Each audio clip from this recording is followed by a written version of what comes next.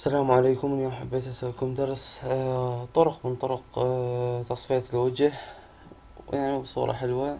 دورت على الإنترنت لقيت هاي الصورة، يعني تحتاج تصفية وجه وتعديل وترتيب. الفكرة إنه أنت تسوي قناع، وهذا القناع تشتغل عليه وتطبق الفلاتر عليه والتصفية. طبعا تكوين القناع كلش بسيط، واللي هو يعني إنه أنت تحدد من الوجه مال الصورة، يعني الشخصية اللي تريد تحدد، تنظف بشرتها وتنسخها وتسوي طبقة ثانية مثل ما هسه راح أسوي. أول شي أحدد.